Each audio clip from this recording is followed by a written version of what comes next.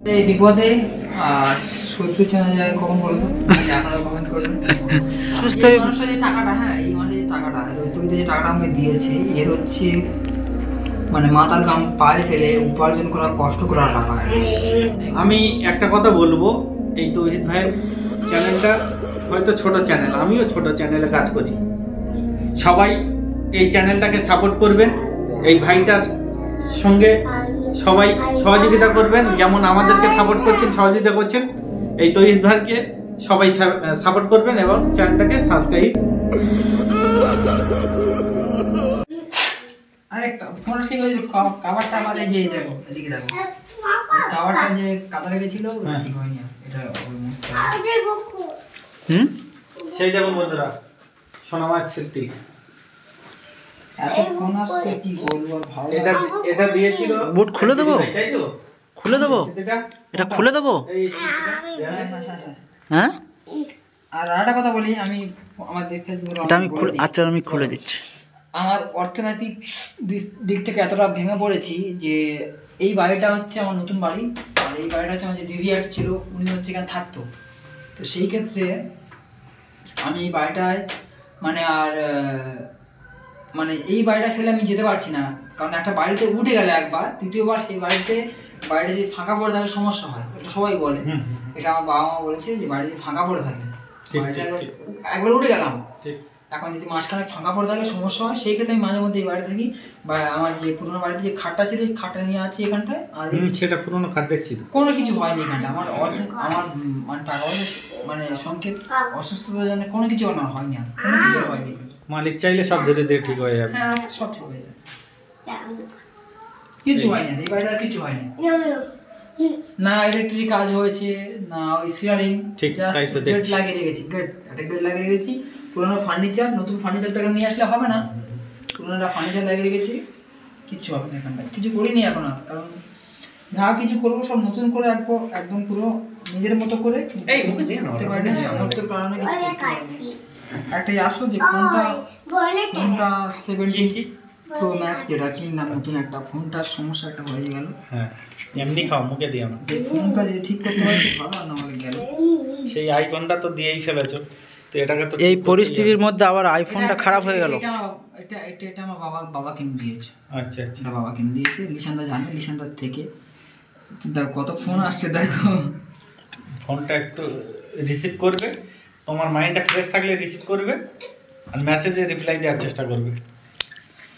লুঙ্গি পরে বাড়িতে বসে সোনা আমার সাথে আছে, আর খুব টায়ার লাগছে। ওদিকে একটা জিনিস দেখে দাও না, স্মৃতিটা খুব ভালো স্মৃতি, সুন্দর স্মৃতি। আমি ভালো আছি এখন, ভালো আছি। তোইটা আসলো, লিশানদা আসলো, ভালো লাগলো, এটা দুজনে একসঙ্গে এসছে। আমি তো সোনামাকে দিতে এসেছিলাম, এসে দেখলাম তৌহিদ এসছে এখানে, জাস্ট এমনি থাকে হয়তো, আজকে আছি কালকে চলে যাবো, এরকম একটা ব্যাপার থাকি কাটে। সোনামা টাটা করে দাও। ঘরটা তো ফেলে রেখে রাখা যাবে না, ঠিক। ঘরটা ফেলে বিপদে আর শত্রু চেনা যায় কখন বলতো? আপনারা কমেন্ট করবেন। আর একটা কথা আগে বলেছিলাম যে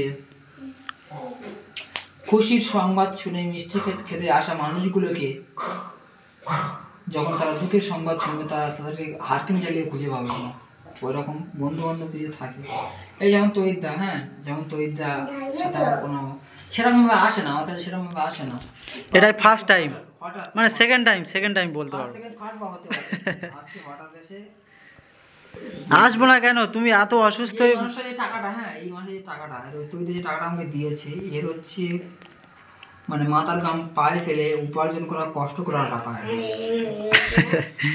আরে ওটা যেই টাকা হোক, তোমার অসুস্থতার মানে কথা শুনলে আমি কেন, সমস্ত অডিয়েন্স আসতে রাজি আছে, তোমার মুখ থেকে বলতে দেরি হচ্ছে। ঠিক আছে সোনামা, আমি একটা কথা বলবো, এই তৌহিদ ভাইয়ের চ্যানেলটা হয়তো ছোট চ্যানেল, আমিও ছোট চ্যানেলে কাজ করি। সবাই এই চ্যানেলটাকে সাপোর্ট করবেন, এই ভাইটার সঙ্গে সবাই সহযোগিতা করবেন, যেমন আমাদেরকে সাপোর্ট করছেন, সহযোগিতা করছেন। এই তৌহিদ ভাইকে সবাই সাপোর্ট করবেন এবং চ্যানেলটাকে সাবস্ক্রাইব করে রাখবেন, এইটুকু আমার বলার। কারণ এনার মহান কাজটা দেখে আমার খুব ভালো লাগলো। এই বিষয় আমার ফোনটার কোনো কাজ হয়নি। আরে ফোনটা হবে হবে, এটা তো ওয়াটার প্রুফ, এটা তো কিচ্ছু হওয়ার কথা নয়, তো এরকম হচ্ছে কেন? রাত হবে না, সুস্থ থাকবেন। তো বন্ধু চেনা যায় বিপদে, এটা তার প্রমাণ। তো এটা এসছে আজকে, আর টাকা পয়সাটা বড় কথা না, ঠিক আছে, দি আমাকে দেখতে সেটাই বড় কথা। একদম। তো আমি একটা রোহনদা, তুমি কোনো চিন্তা করো না, তুমি খুব শীঘ্রই তাড়াতাড়ি সুস্থ হয়ে যাবে, ঠিক আছে? খুব শীঘ্রই তাড়াতাড়ি সুস্থ হয়ে যাবে। সবার দোয়া আছে, আশীর্বাদ আছে, প্রেয়া আছে, ঠিক আছে? আর আমাদেরও দোয়া রইবে তোমার সঙ্গে।